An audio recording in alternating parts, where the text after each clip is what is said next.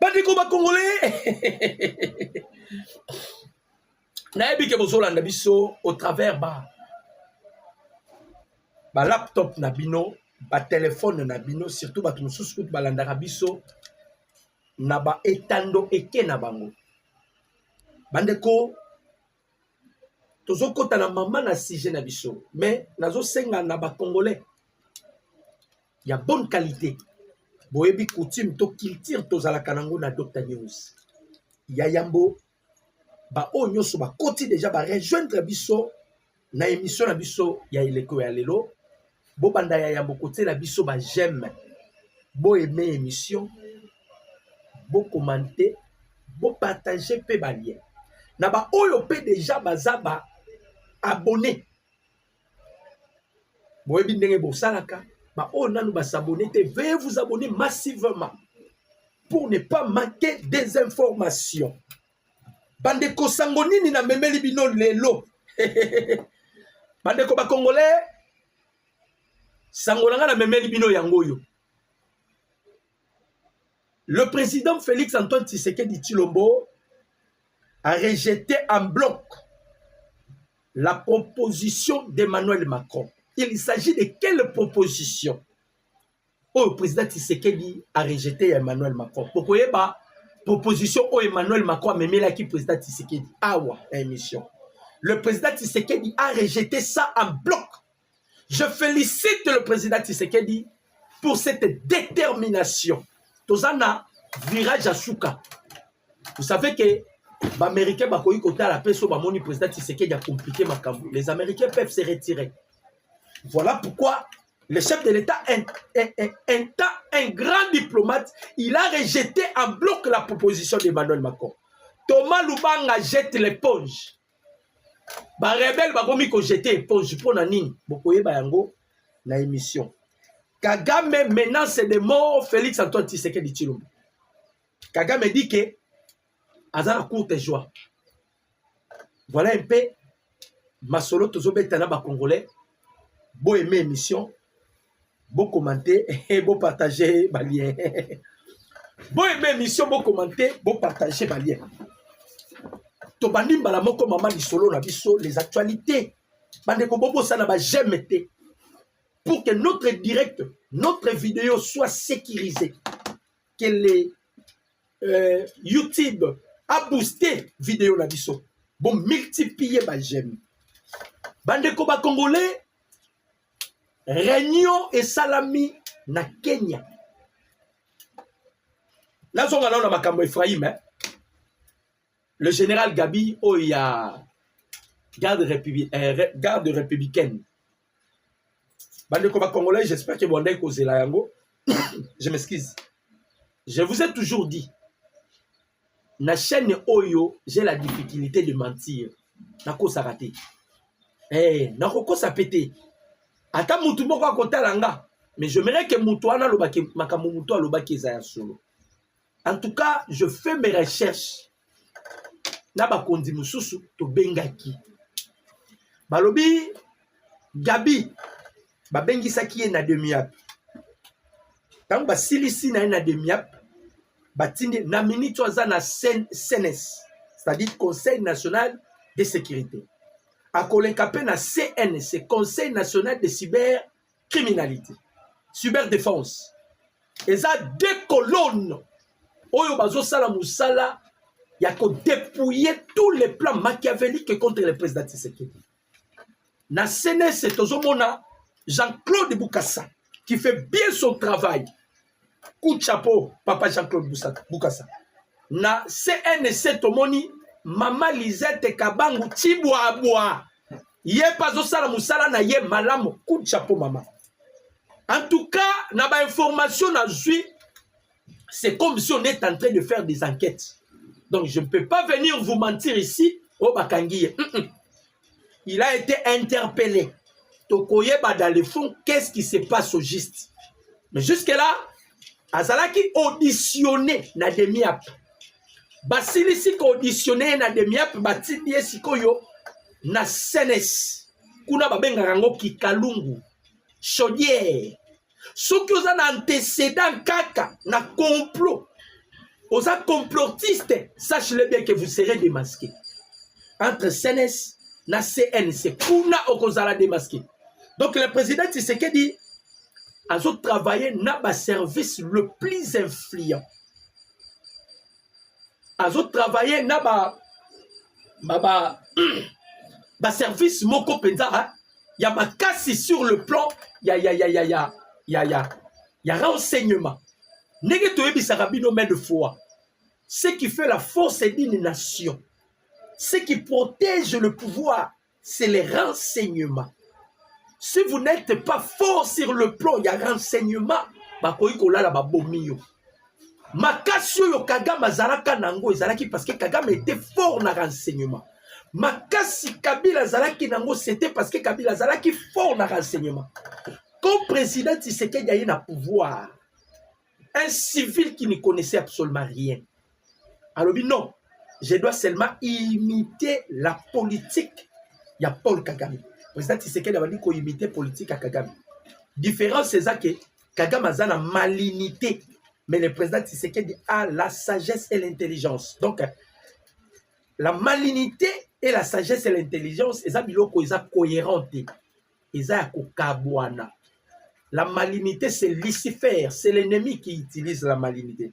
Mais l'intelligence et la sagesse, c'est Dieu qui exerce ça. Donc, la différence est là.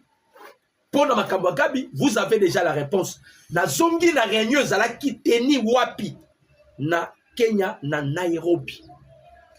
Bandeko ba Congolais, Emmanuel Macron, William Ruto, na Paul Kagame, basali réunion. Vous allez remarquer que Museveni se retire petit à petit. Museveni connaissent la politique. Museveni savent bien que ceux qui américains ont déjà na visère ya ba sanction na bango. Bandeko, oza na longue vite. Donc ta audience ya Mutamba, je m'excuse, pas de suite. La réponse est sur l'audience ya Mutamba. On a des questions tolo bakaka to foulé. Mutamba, audience est reporté. Ils ont les 19 oyo. Les 19. Ils ont les 19. Audience à Mutamba, ils ont les 19. Bah reporter qui en parce que quand on va bengi ça qui est santé et permet à quitter. Tous autres les 19, vous serez informés na nyonso. Aza libéré. Mutamba n'est pas libéré. Faut que Mutamba, il est condamné. Vous comprenez bien qu'il a déjà dirigé ma carte de peine. Ma carte de peine, il a droit à détenir nyonso. Si on a une carte de peine, on peut aussi vous accorder la liberté provisoire ou liberté conditionnelle ou bien par la grâce présidentielle. Ça pourrait aussi se faire. Maintenant, quand un dossier aux Zoleka, s'il sera innocenté, on peut même la quitter dans l'audience. Je m'excuse. C'est un peu ça. Donc, tu ne peux pas jouer à ton côté dans Makambo Salami. Na Kenya. Museveni a zala quitté. William Ruto. Paul Kagame. Na Emmanuel Macron. Et je vous informe déjà. Toujours c'est la candidature. Ya maman Nabiso Juliana Lumumba. Nazo douté. Ceux qui français vont repérer sa biso candidature. Vont repérer sa biso poste. N'a douté. Pour Nanini n'a douté. Vous avez remarqué que Emmanuel Macron a dit que Kagame était. A dit que Kagame était parce que ils ont partagé religion au culte moko. Je suis clair. Emmanuel Macron, c'est un franc-maçon. Paul Kagame, il fait partie de la franc-maçonnerie. Babenga kayango fraternité. Ils ont partagé même foi, même religion au culte. Voilà pourquoi on a Macron pour Kagame à Koiko. Maintenant, Macron a déjà Tshisekedi à s'adhérer dans l'occultisme. Le coup la présidente Tshisekedi, ils savent bien que moi je suis protégé divinement par Dieu et deuxièmement je suis protégé par le pouvoir ancestral de mon pays. Ce qui n'a pas sala melo et kobomanga, le président Tshisekedi a refusé de s'adhérer dans l'occultisme. C'est ce qui a fait de Macron l'ennemi du président Tshisekedi. Ce n'est pas pour les intérêts du Rwanda. On a eu Bisabino Zakler. Les Américains bazaki na Rwanda. Les Américains batiki Rwanda te. Parce que bayebi ke bakozwa plus que et pas président Tshisekedi. Est-ce que pour que Macron atika Kagame aya président pas président Tshisekedi parce que ayebi ke akozwa plus ka ko sala ngote. Macron savait bien que Kagame nda yibaka na Congo. Je m'excuse. Donc je peux aussi faire deal avec Tshisekedi pour avoir plus que. Il ne peut pas faire ça. Mais pourquoi Macron continue de protéger Kagame? Non, il y a ce qu'on appelle Macron, c'est un sataniste. Hein? Macron, ça pensa un sataniste. Alors, Macron de Banga qui va instaurer système ya biloko wana boyebi. Moussa mission ba ki nango ya ko instaurer yango. Et ça l'une des raisons ba multinationaux peut tellement bazalaka na système wana. Balingi ba dominer monde. La première mandataire, il y a Donald Trump va renverser qui est. Parce que a télémela qui idéologie là-bas. Maintenant, Donald Trump a y par force. Parce qu'on remarque sur que le président Tshisekedi n'a Donald Trump pas autant de paix. Parce que pas Tshisekedi au coco t'as par quel manger. C'est un chrétien croyant. Donc, candidature au Tozo Zela. Il y a Maman Julienne Lumumba, je paie. Parce que Macron, c'est un occultiste, un franc-maçon. Il ne peut pas nous donner ce poste par rapport à Yabalie Bazana Yanguna Kagame sur le plan spirituel. Quand on a zongi na gouvernement congolais et pas Maman Thérèse Kayikwamba. Ce qui Macron a pécifiso poste ya OIFT. Ce qui gouvernement congolais s'est retiré de la OIF, c'est que Bissot peut tout ça complice. On a joué Bissabino et Zablakité. Il y a des exigences. Oh, Macron a passé par le président Tshisekedi. Le président Tshisekedi a rejeté tout en bloc. Ce que le gouvernement congolais, ce qui kaka, moi soyo Louise Mushikiabu, qui représente aussi derrière soyo apocalypse zolo bavandi sur une bête, azaki na 6 cornes. Cette dame-là les représente. Elle a un esprit wana nani wana Louise Mushikiabu. Donc il se soit mis balé. Ce qui Louise abimi gouvernement congolais to tikalika kasima ya France. C'est que tout le monde a bien pu voir complice. Ngala machara ba monter. Donc ya awa nous allons dénoncer notre gouvernement. Donc ce que Emmanuel Macron a boy ko pesa biso poste à OIF, ambassade ya France kokangama na Congo. Na lobi na bino amba, nous allons mobiliser les gens.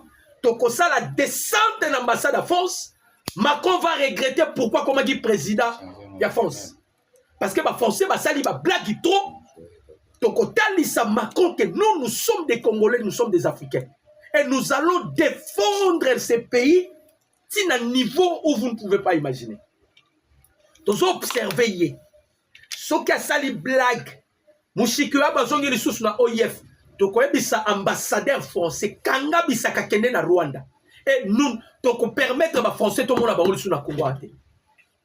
Donc, bisa nani ambassadeur français kanga bisaka kende na Rwanda.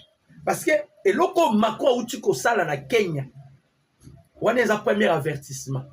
Donc, tiens assez parce que le président Tshisekedi objectif ezalaki ya ko présenter ce sataniste Macron. Notre candidate Maman Juliana Lumumba. Juliana Lumumba. Ndeko musu atuninga question na moni. À ce qui concerne les armes, il faut tester les lots na martyr. Natangi document moko, ba ebisinga ba reporter. Natangi document moko ba reporter. Mais loko la na zui confirmation te, je n'ai pas voulu parler de ça. Moi je donne les informations où on a possédé quand même ba éléments. On a possédé ba éléments te, les informations na repé ça te sinon na robi mamtalukuta. Natangi document, on me dit qu'on est reporté en gros. Cela est dit parce que le chef d'état-major, hein, Nani, pardon, le chef d'état-major, Gabi, va auditionner, c'est ce qui a fait que va repousser en gros, je m'excuse. Donc, on a ça en gros comme information, sans tenir compte, il y a bilo comme sous. J'aime dire la vérité, pour comprendre les gars. Réunion Salami na Kenya. Réunion Nini Salami na Kenya. Beaucoup remarqué sortie médiatique ya Kagame. il y a William Ruto na Emmanuel Macron eza de peur.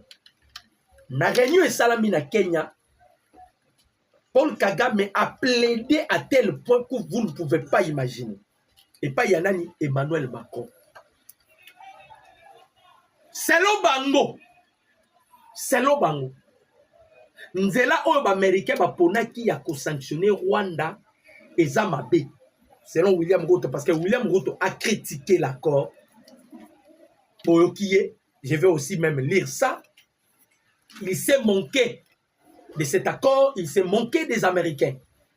Ba extens na yeza ya kotanga, ba mikolo na yeza ya kokonte. On ne blague pas avec les États-Unis. Na réunion on a ba koti plan ya Macron eza nini.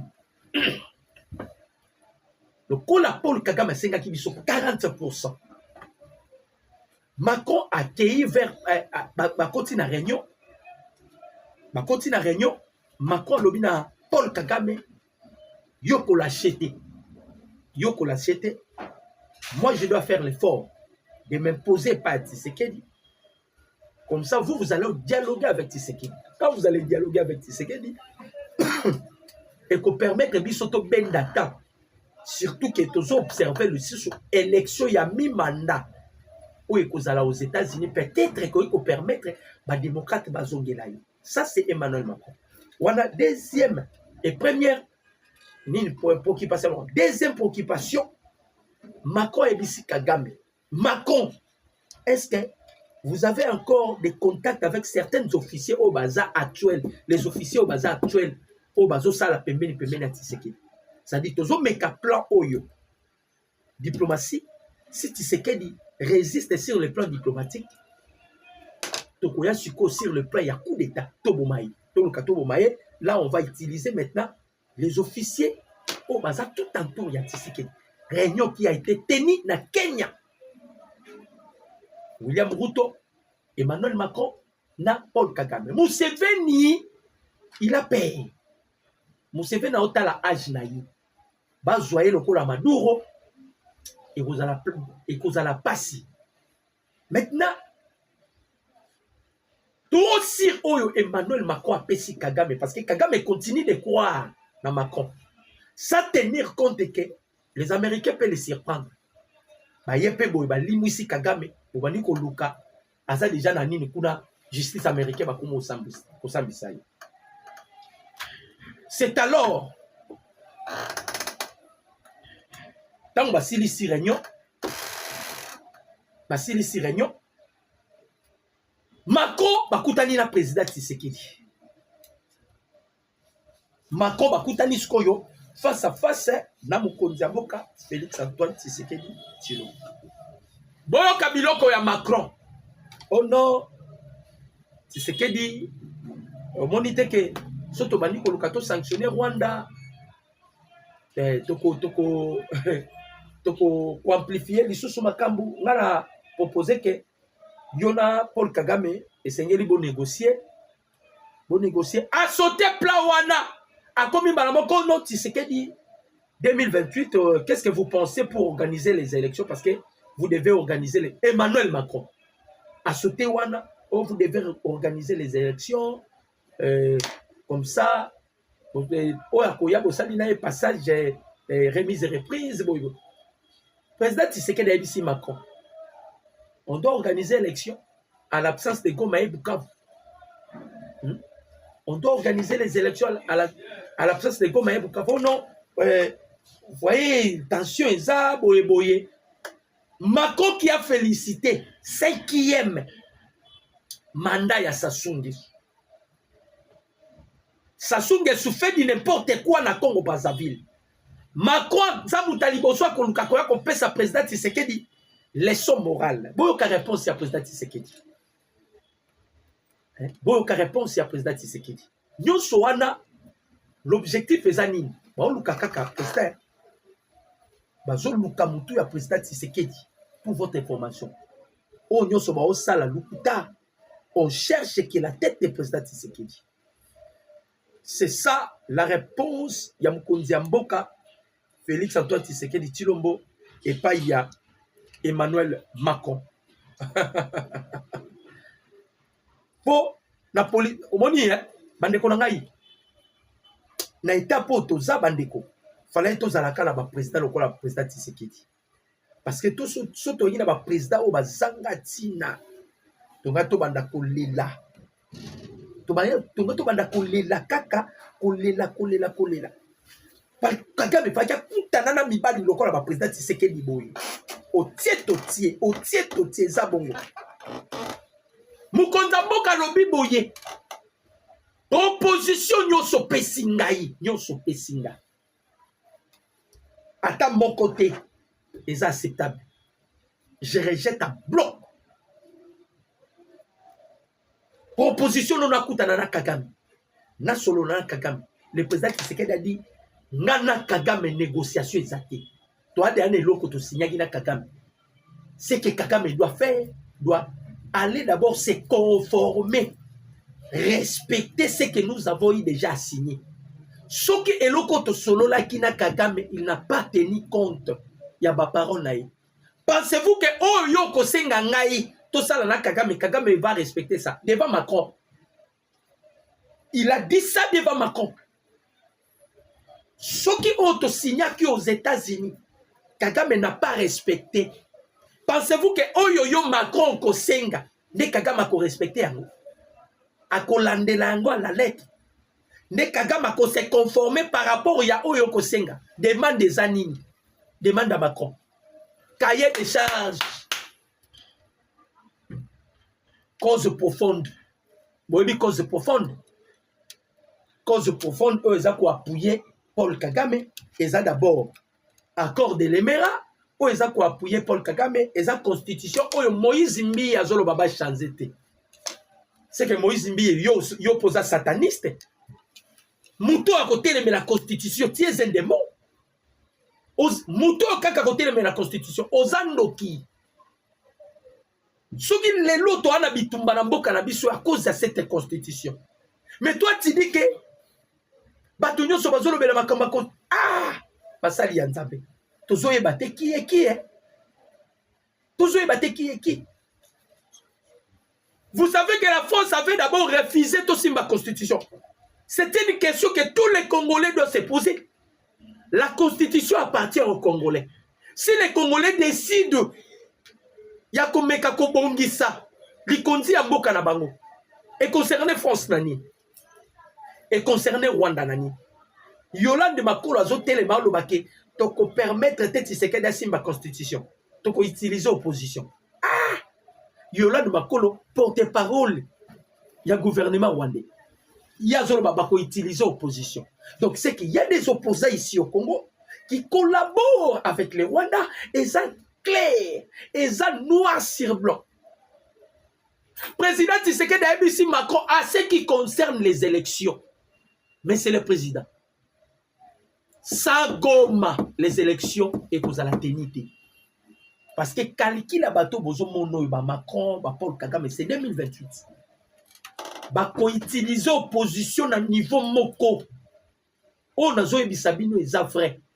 2028 bateau bako utiliser opposition à niveau moko. Vous ne pouvez pas imaginer. Badeli c'est sango womona. Baza ba pion o Kagame zoko préparé déjà. Imaginez-vous. Kagame était clair. Moutounyo so a besoin de déstabiliser Tshisekedi. Na fongo elie porte na Rwanda. Kagame l'avait dit non. Tout le monde qui veut se battre contre Tshisekedi, la porte est ouverte à Kigali. Pour vous dire, Kagame est prêt à disposer makambu. Pour la côte, trouble les cas en 2028 avec la France. Le président Tshisekedi, Bandeko, je vais expliquer le coup bien. Je vais expliquer ça. Tant que Mukonzambo Kalobeli makambu ya changement ya constitution. Ba Kagame bakotaki déjà réunion. Na ba Joseph Kabila bakotaki bango nyoso réunion. Balobaki boyi. Babi ah lokula to na contrôle ya Goma. To na contrôle ya Bukavu. Na moi ba entité ya Masisi babiseki ebele. Soki Tshisekedi ya meki ko changer constitution. A kopesa biso accès sur la balkanisation. parce qu'il va changer la constitution. Goma, Bukavu et Kozalate. Donc, etikali moko sous contrôle la biso. Président Tshisekedi a yebi déjà magouille wana. A yebi déjà magouille wana. A yebi je oyo babombi na sima. La preuve, comment qui est déjà prêt à pousser Kabila à s'autoproclamer dans la zone sous occupation. Bapesa yango comme un pays indépendant. Comme le président Tshisekedi, c'est un diplomate de haut niveau.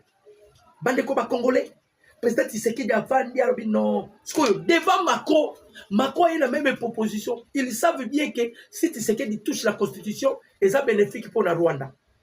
Parce que pour la Macron, il faut que Tshisekedi appelle ça Rwanda Mabele, Rwanda Sala Empire Imatuti. Macron, Ozali Boma président français. Bandeko ba français bolimbisanga.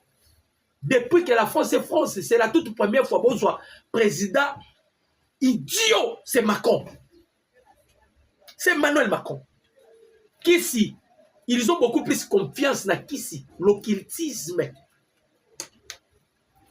C'est quelqu'un qui ne réfléchit pas. Donald Trump a raison, moi sinon bêta qui on bataille a raison. Moutabo azo mérité ba bêta quand même bata. Il y a la proposition et pas président Tshisekedi. Président Tshisekedi a dit bolamba bolia. Toutes les propositions mon côté za na calcul nanga. Donc le chef de l'État a rejeté. Mukonzabo ka dit à ce qui concerne les élections. Les élections en 2028, c'est ça. Il a parlé ça ouvertement Emmanuel Macron. En 2028 élections, et ça. On ne peut pas faire les élections sans Goma. Bisope totie bango mutambo. Lokola bango bazo kanisa ba olexela bisota, bisope to olexela bango ta. Eza ndengeni.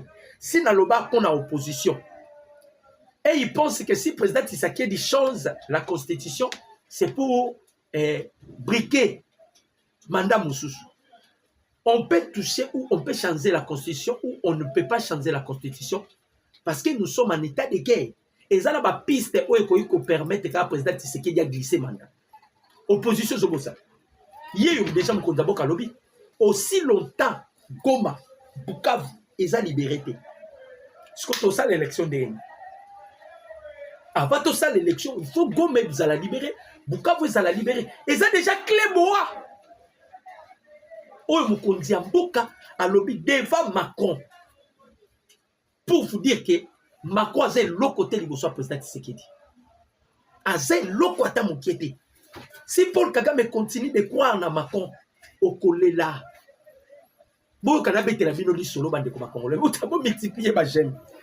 Bon aimé non, bon baki ça va j'aime na ba onyo sur la bossa na ekoyeme. Bon Kagame était la binoli solo. Quand on dit la politique est dynamique, bandeko, et Nikoloba simplement que politique est changeable. Donc on a la lelo et changer lobby comme une moussou. C'est ça la politique. Voilà pourquoi on a toujours l'habitude d'utiliser que la politique est dynamique. Bandeko ba Congolais, Paul Kagame a côté à contact, et a quelque chose à visa. Wapi, l'ambassade des États-Unis pour que les États-Unis. Américain ba ebisiye yoti okukufa okokota liso Amérique. Peut-être soko ko ya Amérique, ko ya nde maduro yaki. Okokota liso Amérique. Kagame pensait que ya liboso ba Américain basala ki ba aventure. Hein? Akanse ba Américain liboso basala ki aventure. To basala ki rêve. Alinga kende komeka pour la deuxième fois. On a refusé à Kagame. Comment un président en fonction, les États-Unis refusent que Kagame a qu'un des États-Unis d'Amérique. Et ça clair. Nenazo et Bisabino. Kagame est président selon Macron. Mais selon les Américains, Kagame n'est plus président. Et les Américains, bah, na kata ko lukelaye sikoyo. Bah, lukelaye makam. Boyoki na discours ya Paul Kagame.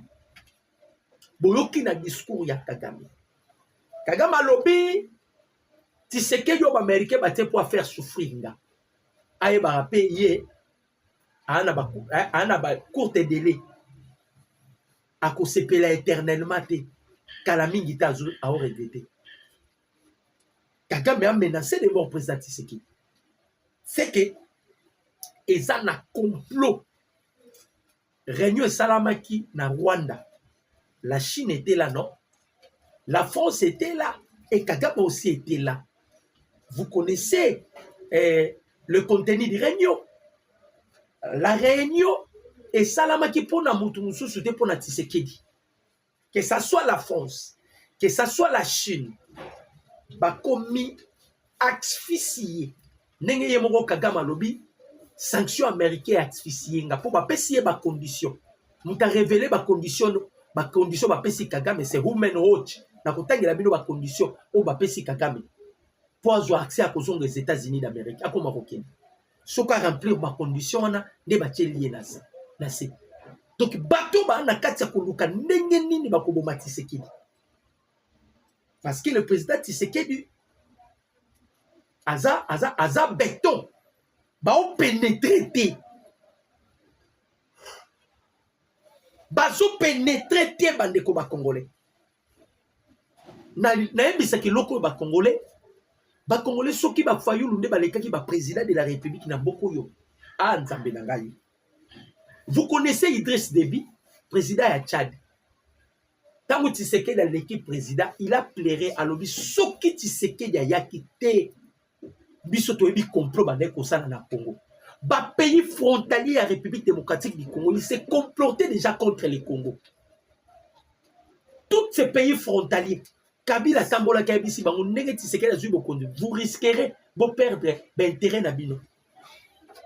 Vous devez coincer Tshisekedi. Paul Kagame lobby, ça fait maintenant mal. Quelqu'un qui a sous-estimé les sanctions américaines. Sanction. James Kabarebe, sanction. Lobby à l'Eli.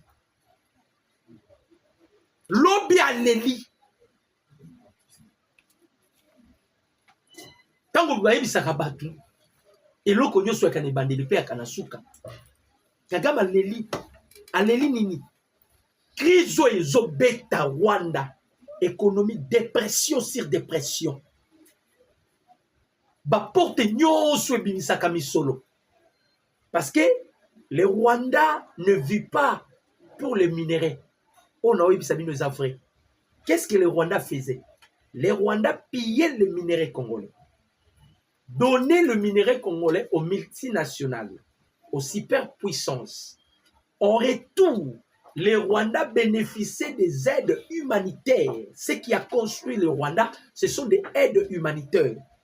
20 millions d'euros à Bandeko en armée, bon à Bandeko en Grande-Bretagne, bon à Bandeko en Canada, bon à Bandeko aux États-Unis. Tous ces pays-là finançaient le Rwanda.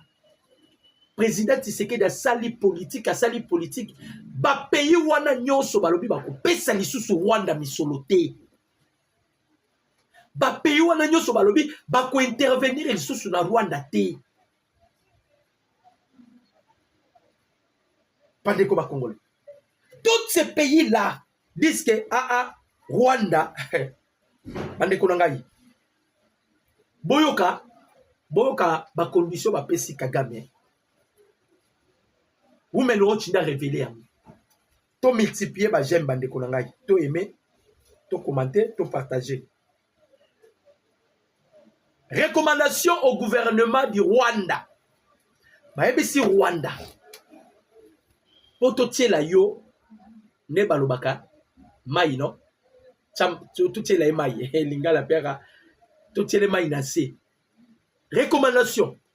Rwanda aux censés à respecter droit international humanitaire dans toutes les opérations militaires en République démocratique du Congo. Cesser toute forme de soutien au M23 qui facilite les opérations militaires en République démocratique du Congo, où il contribue matériellement de toute autre manière.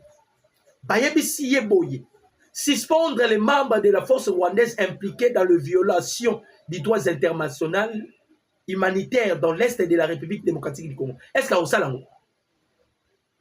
Quelqu'un m'a Rosalango? Au suspendre les bateaux, nous sommes impliqués dans la violation du droit international humanitaire dans l'Est du Congo. Et sanctionner et poursuivre de manière appropriée dans le cadre de procès équitables et transparents les personnes des forces armées, forces rwandaises de défense, air défensible, responsables d'habits, y compris les commandants. Mener des enquêtes rapides, transparentes et impartiales sur toutes les violations présumées des droits humains et du droit international humanitaire commises par des membres du M23 et les poursuivre dans le cadre du procès équitable et transparent. Bandeko, où ils ont le quoi bakangi Kagame Singana Kingo. Où ils ont le quoi bakangi Kagame Singana Kingo. Hein? Yemo quoi vous allez nous impliquer. Pour votre information, Kagame lui-même sera impliqué.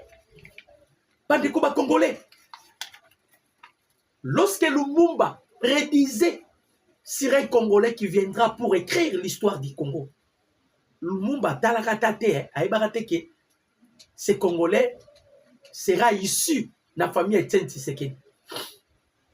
Mais Lumumba étant Congolais qui profitait, qui bénéficiait d'une portion prophétique, il y a Simon Kimbangu, il avait seulement prédit que l'histoire du Congo sera écrite par un Congolais. Les Losikoyo, histoire ya Congo comme Congo. Président Tshisekedi a émis ça comme Macron à LCI. Quand le chef de l'État avait dit que le Congo va donner une leçon, ça serait pour la première fois dans le monde. Beaucoup remarqué Macron, William Ruto, Paul Kagame, va utiliser l'engagement. William Ruto a critiqué l'accord de Washington, où ils ont signé le 4 décembre 2025, en disant que Bokamakambalobi pour l'accord. William Ruto, qu'est-ce qu'il a dit pour l'accord? Le président Kenya, William Ruto, maman nanga Jeanne n'a sur merci, maman Jeanne Mokobo, Mundi, n'a sur merci. William Ruto penaza azal roi a chepensé, ta elongi mabe président. Maman nanga na lobarata.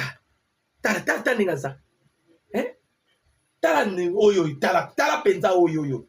Oh chepensé. Boka makamba lobi. Gouvernement congolais, tous ont appelé ma décision. William Ruto lobi boye. Bo bengani malaboko ambassade ya Kenya na Congo. Tous ont médicé bato belé miliki. C'est ça aussi les problèmes que nous avons dans notre pays. Bato le roi ba français ba ki bato faki to sila na bango depuis kala. Boyo kama William Ruto alobi. Chepanze o alobi. William Ruto se moque du président Félix Antoine Tshisekedi Tshilombo et le président américain Donald Trump. Donc, pas tellement qu'on sait Tshisekedi, a aussi Donald Trump. Pour Nanini.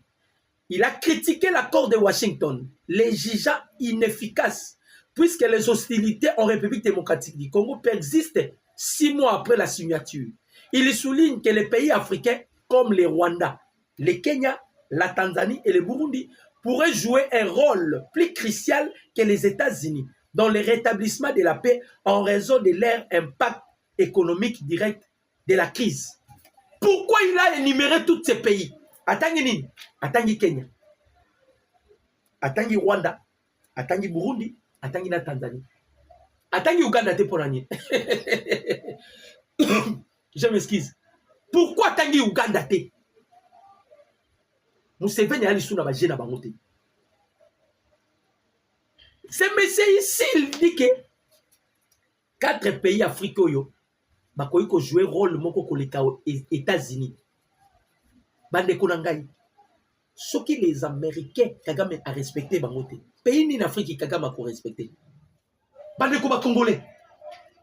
Vous ne voyez pas que bateau yo problème est nini. Tango Kagame kenai ko signer accord na États-Unis.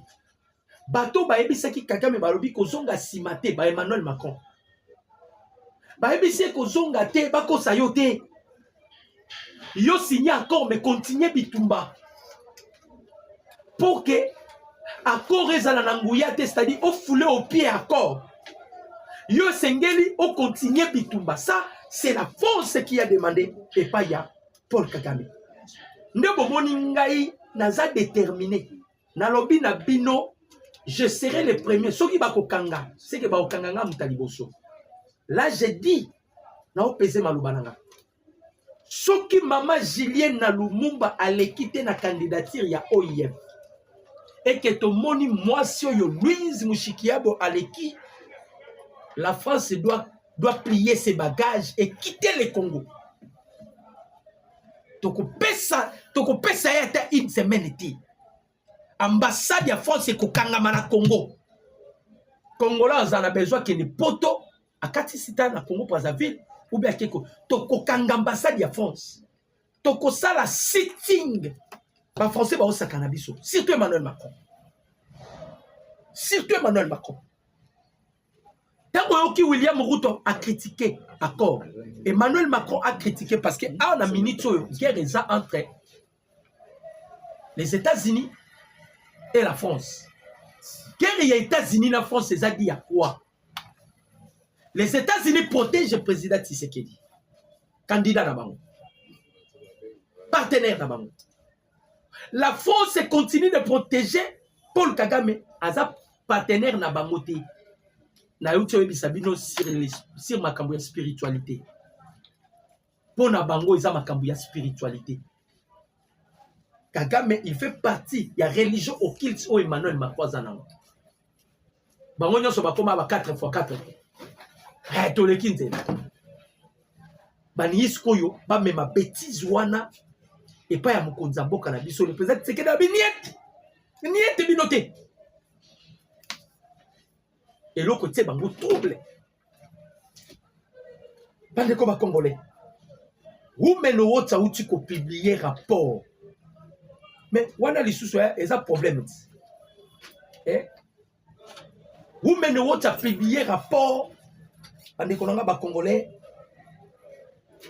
Atangi makambo nyonso na ba crime na biloko nyonso atangi yango nyonso. Donc pour vous dire que bato yo ba ne sikate espoir ya Kagame ezalaki pas Thomas Lubanga boyo kamakambo Thomas Lubanga lobiao. Le groupe armé CRP de Thomas Lubanga annonce un cessez-le-feu unilatéral. Pourquoi ils ont annoncé le cessez-le-feu unilatéral? Papa, bango nyonso bataki base arrière na bango, base arrière na bango na Uganda. Museveni alobi bokanga bisaka bobima. Museveni ebisi bango bokanga bisaka bobima. Donc espoir o bazalaki nango na ba base arrière na bango. Esili ndebo yoki skoyo Thomas Lubanga lobi nini. Le groupe armé CRP, actif dans la province de l'Ituri et dirigé par Thomas Lubanga, annonce son adhésion au processus de paix en cours. Dans un communiqué publié ce jeudi, la milice a décrété un cessez-le-feu unilatéral effectif à partir de minuit. Le mouvement justifie cette décision par sa volonté de donner une chance au pré-dialogue actuellement engagé en vue d'un retour à la stabilité dans cette partie de l'Est de la République démocratique du Congo. Sony, je vais vous expliquer. Bande koba congolais. Sony, makambo bozomona. Sony eza nini? Ils avaient espéré na rébellion. Ils se sont tenus en échec. Et pas y a Papa Johnny Lugoya Kachama que j'ai sali en passant. Papa Johnny Lugoya Kachama, on l'a kisi biso que vous êtes congolais, il y a bonne qualité. Nzambe a pambola yo. Nzambe tozo servir a pambola yo. Nzambe ba congolais. Lokola ba échoué. Lokola Museveni alobi batu nyonso bataki ba base arrière na bango awa ba longola. Ana place à kokendete. Il y a comme au Sénégal cesser le fait. Est-ce que un rebelle peut demander le cesser le fait? Ana statut nini o ils ont justifié qui rébellion na. Ils espéraient la coup na bango. Ya ko brader ba minerai o ba kene ko proposer aux États-Unis. Bandeko gouvernement congolais ba américain balakisi biso fidélité na bango. Balakisi biso qu'ils sont respect et ils respectent leurs accords. O ba signé na biso. Tous à la gouvernement qui nous quitté. Le respect est réciproque. Biso en retour, faut tous à la paix fidèle dans l'accord auto signé na américain. Tous à la gouvernement qui nous quitté. Les Américains, imaginez-vous, Donald Trump, président des États-Unis d'Amérique, avec guerre au bazar dans la Chine. Donald Trump a décidé de prendre accueillir Kokutanana Xi Jinping homologue. Vous avez vu la vidéo, vous avez vu les images. Na discours Xi Jinping a sali discours et kamwisi Chine mobimba. Xi Jinping a lobby, a ici président américain. A lobby biso Chine na États-Unis. To koyi kozala ba rivalité koyi kozala kan ati na bisote. Au contraire, on devait être des partenaires. Na lobaki na bino pourquoi Donald Trump a Keikuna? C'est de la même manière Donald Trump a Kenake pas Émirats Arabes Unis, non? Trump a aussi la lobbying de la République démocratique du Congo. Au bas Congolais va éviter. Les Émirats Arabes Unis, bango ne bate kaka or, or. Paul Kagame nda bande ko financer bango or. Batsambongo na bango ebele na construction même à aéroport ya Rwanda. Ba mizaki mbongo na bango et comme dette pas Kagame zongi c'est la bango ana mbongo ozongi sate. Ba américain Trump a ko yebisa ba Émirats Arabes Unis. Abinga na proposé bino marché. Botika Kagame boyato collaborer, la RDC a formé porte avec la RDC tokozala ba bénéfice à Makabili. Ils ont accepté puis ba yé. Les États-Unis est allé encore voir la Chine pour dire à la Chine quand est-ce que vous allez continuer à être derrière les Rwandais. Le col obi que biso to ko za na rivalité te to za ba partenaire to zonga sko to ki to so la pe makambo ya Congo en écartant maintenant le Rwanda.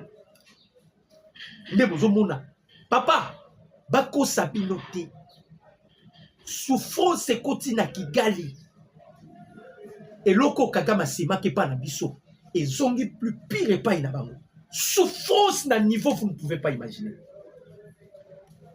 Lokola Macron zalaki na calcul ba asphyxier président Tshisekedi. Pour na quoi asphyxier président Tshisekedi, Macron proposaki na Sassou après sa ba hectare na yepa ya ba Rwanda. Joe Biden a proposaki pa ya président Lorenzo après sa ba hectare na yepa ya ba Rwanda. Nyonso zalaki ba contourner Tshisekedi. Mais ana zo ebisa bino histoire échanger forme. Mouton na minito bakangisi na kingo, c'est Emmanuel Macron. Pardon, c'est Paul Kagame. Emmanuel Macron angaki aya comme médiateur, c'est-à-dire alongo la président Tshisekedi espoir ya makambu ya accord ya États-Unis pour que les Américains peuvent se battre pourquoi Tshisekedi a moni que va français va repérer sa solution. Tout tika est quoi qui n'est pas français. Et donc Emmanuel Macron ngasala. Et donc Emmanuel Macron ngasala ezalaki piège. Félicitations au président Tshisekedi. A ebisi Macron nyonso elinga comme proposition na boaki. Na ko s'incliner ata na mon côté. Na ko accepter ata mon côté. Andeko. Ba nyonso ba bosani ko aimer. Bota ba j'aime non. Ba nyonso ba bosani ko aimer. Bota ba j'aime, bo commenter, bo partager. Comment Thomas Lubanga komi kolela? Ona na osala nga subi tumbate. On a besoin de cesser les faits. Ah, Thomas, les longs de comiques à cesser les faits. Mais bino bomona ki bokokit. Bino bomona ki bozanyoso. Hein? Bino bomona ki bokoki bozanyoso. Il y a paix. Il minimisait les sanctions avec arrogance en disant sanction, James Kabarebe, sanction, ils aillent au diable, on s'en fout. Aujourd'hui, Kagame reconnaît qu'elle pèse lourdement sur le régime, affirmant que les sanctions font mal et fragilisent le pays. Le pays n'a pas besoin de la fragiliser. Comme quoi la réalité finit toujours par rattraper les discours de Kagame. Biloba loba. Biloba loba. Ou menu watch abomi bangoti. Babana ko zango ba fanti. Botala makambu women watch abimisiye. Nazo énuméré bino. Women Watch. Alobi boye. Nous sommes des civils. Rapport de Women Watch publié le 14 mai. Babimisa Kango Dopi. 2026. Ouvira. Décembre 2025. 40 jours d'occupation. Voici ce qu'ils ont fait. Ce qu'ils ont fait. 40 jours kaka occupation Ouvira. Yondo soutenaka Kabila. Yondo baka Kabila ya. Bota la 40 jours ya occupation ya Uvira. Makambu Kagame Sali na Uvira. Ils ont exécuté de porte à porte. Pendant que les porte par porte, bazako exécuté. Balobi ça documenté. 54 hommes, 5 garçons, 2 filles, 2 femmes, 2 filles. Voilà un rapport. C'était le chaos. Des femmes violées dans leurs champs en cherchant de la nourriture sous la menace d'une armée, sans accès aux soins, sans kit, peuple dans les 72 heures. 3 fausses communes, découvertes, 12 disparus. Kigali n'a pas répondu au rapport de Women Watch, des enquêtes pénales, notamment par la CPI. Women Watch a vu tous ces documents, na CPI, wow. Tous les documents là, Women Watch a mis na CPI. 3 fausses communes. Donc Kagame abomi, à la fin de compte, président Emmanuel Macron, quelqu'un qui n'a pas de forme, la forme, c'est président. C'est comme si à sa poupée, vous avez la forme, la poupée, la nini, aïe, si c'est qu'il dit, à dialoguer dans M23. Vous blaguez. Et pardon, na Kagame. Dialogue est sur M23, pour votre information. Dialogue est commis à Kagame. Mais le président Tshisekedi a refusé en bloc. Abiba Lamba Balia. Na okotate. Na okotate. Option nini yesiko na minitsoyo. Bande konanga. Option eza moko. Tozo attaquer sur Rwanda. Option eza moko. Tozo ko attaquer Rwanda. Lubanga suki mayele Thomas Lubanga. Museveni abi bolongwa. Tellement zangi place à côté de la base arrière. Parce que tu fais la rébellion, non? Il faut au moins avoir des bases arrière. Tellement zangi base arrière, yewana sali communiquer. Auto aussi a cessé les faits. Gouvernement congolais pas rejeté communiqué pour votre information. Le gouvernement congolais a rejeté ça. Plus question de cesser les faits. Vous allez qui kozwango aventure. Tant que tu as dit ça qui bino botika, vous avez une aventure. Tant que tu as dit ça bino botika, vous avez une aventure. Lubanga wana muta agracia ye, c'est le président Félix pour votre information. Thomas Lubanga. Il a été gracié par le président Tshisekedi. Et Thomas Lubanga, Kagame a payé à PCA mission parce que mission à Kagame Zalaka, c'est de déstabiliser la République démocratique du Congo. Et quand on déstabilise la RDC, et Zalaka profitable na Kigali. Nda benga ki Thomas Lubanga. Apesi eba kasable. Loko la pe Museveni Zalaki na Jewana. Nde ba pesa ki Thomas Lubanga base arrière non? Base arrière Zaki wapi na Uganda.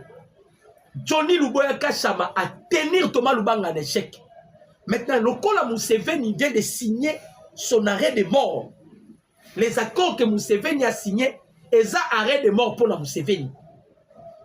Au cas où, à respecter un côté, Museveni a dit qu'on procédait l'application de ce qu'il a signé, de ce qu'il avait signé. Aïbisi Thomas Luba, après ça qu'il a nous 48 heures, na ba RDF na ba M23. Aïbisi Bango, bon s'attendre à soutien na soutien ya Uganda ou armée ougandaise. Ou IPDF a quoi soutenir nous, bon s'attendre. Yami Balé. Aïbisi Thomas Lubanga, yo kanga bisaka. Bima, babima, bima, ndeko moni Thomas Lubanga a commit. Parce que tout le monde en a marre de la rébellion. Moutounio sur l'embi rébellion, on ne doit plus continuer la rébellion. Tu continues sur la rébellion. Donc, n'est-ce pas boye, Moutounio mouta comme au Singapi. Et n'est-ce pas disposé, et là on a vu 6 minutes, il y a attaque.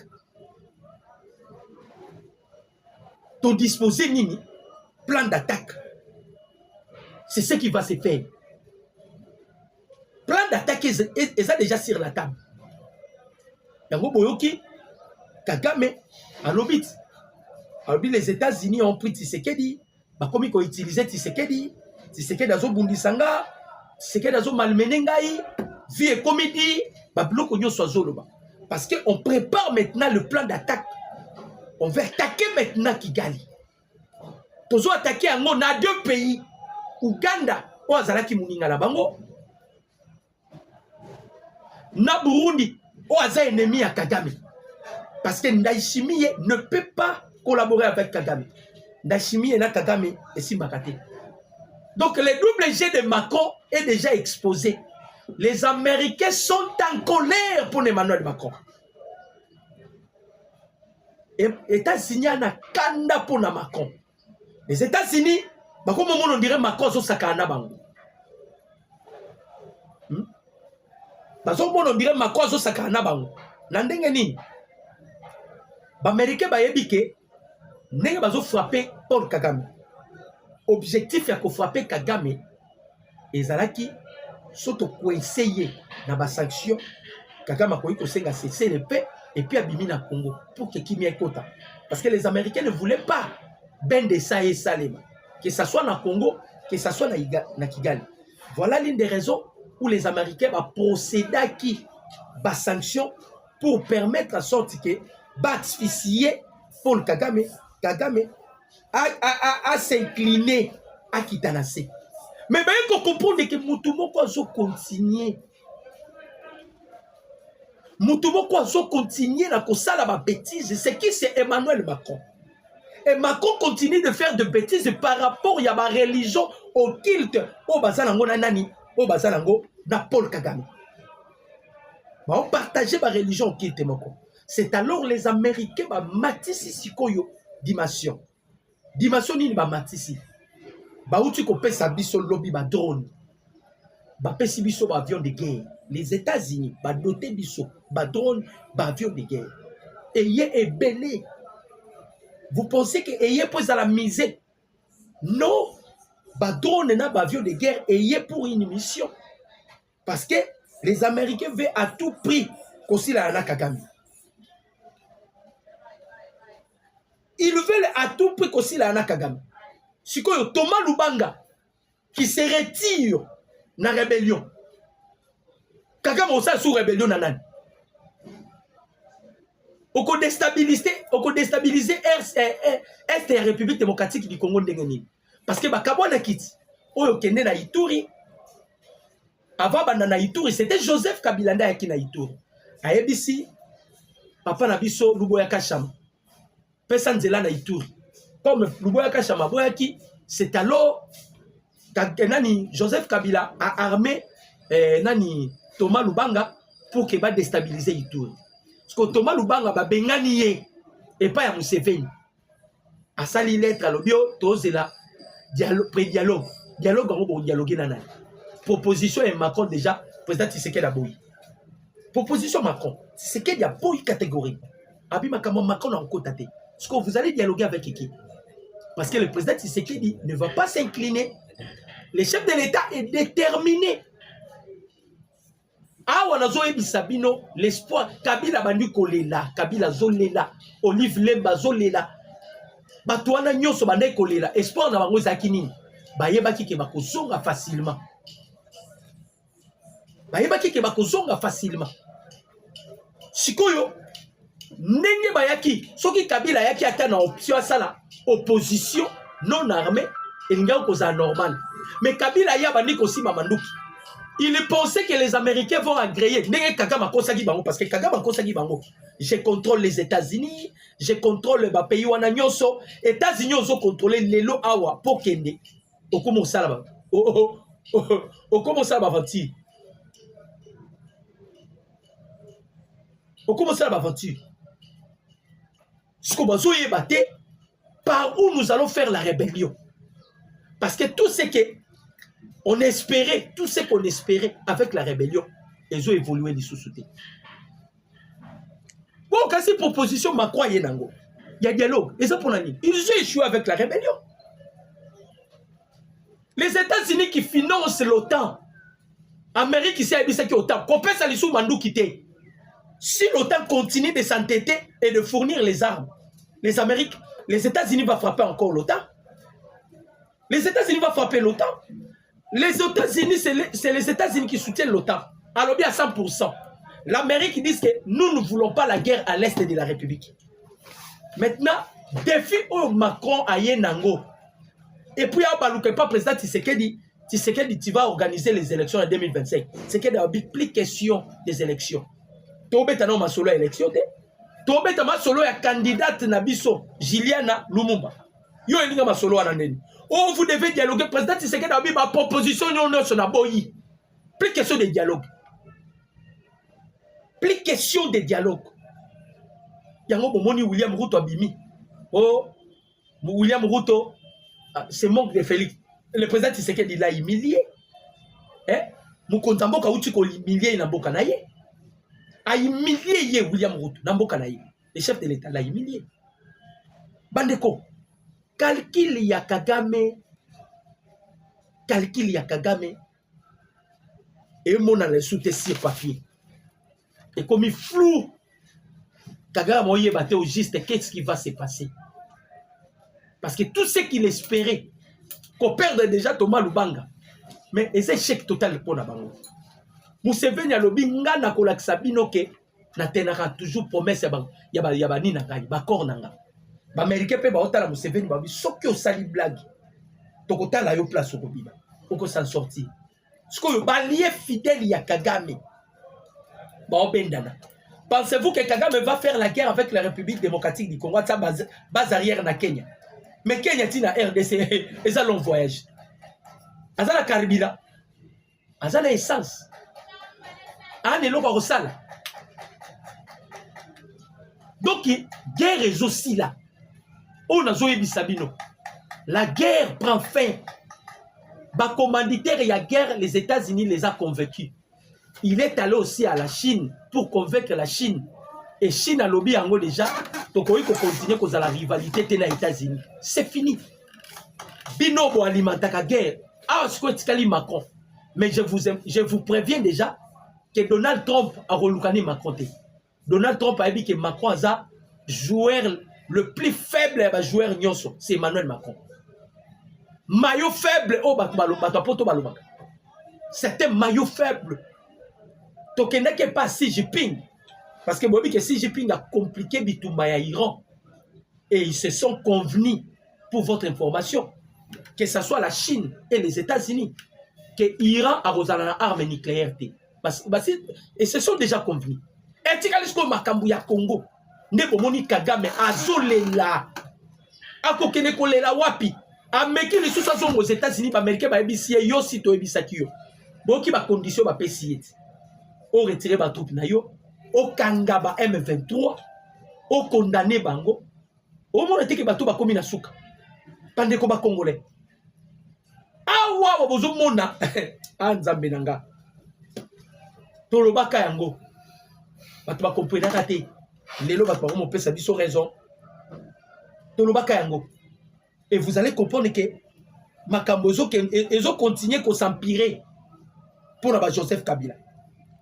Makambozo continue à s'empirer pour Olive Lembe. Porté disparu, place à Zé Yebanité. Biloko nyo soit Kabila tobandi ko zwa kinga kati to récupérer. Ba bien na nyo so bazo confisquer. Mbongo ezali sous-souté. Rébellion moyo futa ba rebelle ezate. Ba rebelle musu ba komi ko kima. Ndeto zo bisa gouvernement congolais. Ba nyoso bazo kima bazala komitika na FRDC. Faut bon contrôler bango normal. Tous à la bateau à céder si facilement pour votre information. Tous à la bateau à céder si facilement. Bateau na ba outi et pas Kagame. To ebi mili moni ba na ngote. Bazala congolais on a dit qu'on vient pas mais bazala ki na ba M23 tant bazo ya na biso. Bo ebi projet ba oya na ngote.